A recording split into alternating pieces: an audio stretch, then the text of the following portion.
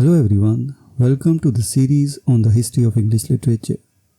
And this is the third part on the poetry in the interwar years, and we discuss the difficulty of modern poetry in this period. First of all, introduction. The interwar years 1918 to 1939 witnessed a seismic shift in the landscape of English poetry.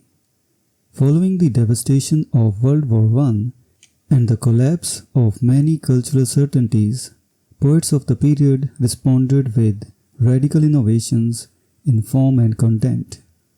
However, this experimentation brought with it a notable increase in poetic difficulty, a turn toward obscurity, complexity, and intellectualism.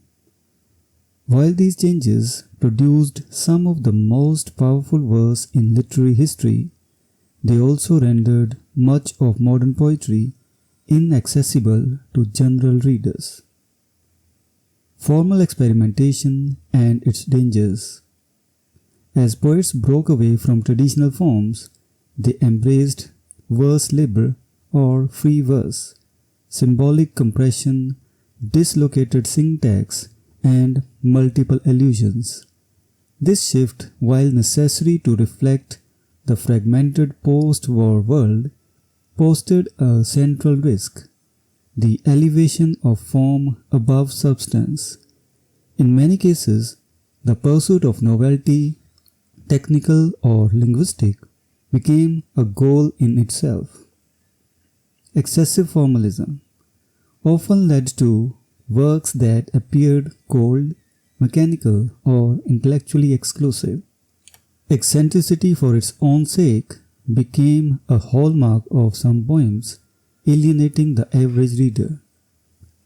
Poets ran the risk of subordinating emotional clarity to structural cleverness, resulting in ambiguity over resonance. Thus, poetry in this period was often accused of obscuring meaning rather than illuminating it. The impact of free verse and symbolism. The adoption of free verse, popularized by Walt Whitman and taken up by modernists like T.S. Eliot and Ezra Pound, offered poets freedom from metrical constraints. However, this freedom sometimes descended into lack of discipline or coherence, especially among lesser practitioners. Simultaneously, the influence of Yeats and the French symbolists led to a poetic language dense with private symbols, dreamlike images, and mystical themes. Rather than speaking directly to their audience, poets encoded meaning behind metaphor and oblique suggestion. Metaphysical conceit and elusive density. Another feature contributing to modern poetry's difficulty was the revival of the metaphysical conceit, a complex, often paradoxical metaphor that links distant or surprising ideas. This technique, associated with John Donne and his 17th century peers, returned to prominence in the interwar years. Poets combined emotional intensity with intellectual abstraction. Conceits required a learned interpretive approach from readers. Meaning was deliberately layered and indirect, enhancing difficulty. T.S. Eliot himself admired the metaphysicals for their fusion of thought and feeling, and his poems imitated their elliptical, fragmentary nature. T.S. Eliot's justification of difficulty.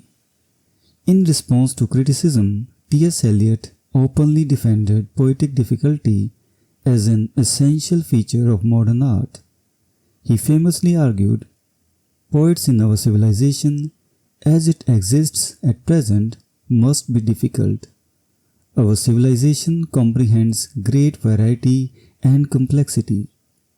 The poet must become more and more comprehensive, more elusive, more indirect." Eliot saw complexity not as a barrier, but as a reflection of modern consciousness, fragmented, uncertain, and multi-layered. The goal of poetry then was to dislocate language to reveal deeper truths, not to reassure through simplicity. Examples of difficult poets. Two representative figures of modern poetry's difficulty during the interwar years include Wyndham Lewis, 1884 to 1957, known for his avant-garde techniques, dense prose poetry, and vorticist associations. His verse often merged visual abstraction with satirical commentary. William Empson, 1906 to 1984, author of 7 Types of Ambiguity, Empson exemplified a highly analytical and intellectual approach to poetry. His own poems are rich in irony, ambiguity, and philosophical layering, demanding careful unpacking by readers.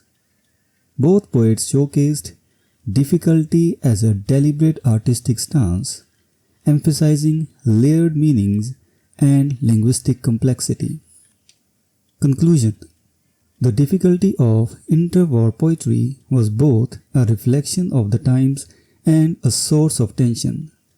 While the complex forms and obscure allusions alienated casual readers, they also expanded the expressive range of English verse, aligning poetry with modern consciousness. Disrupted, multi-voiced, and intellectually challenging.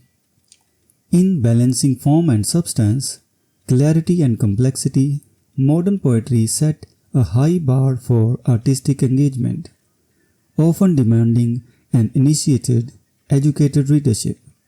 Yet its legacy continues in contemporary poetics, proving that difficulty, when purposeful, can be a form of deep resonance rather than mere exclusion. So this was the discussion on the difficulty of poetry in interwar years. We will meet in the next video and discuss some other aspect of the poetry of interwar years.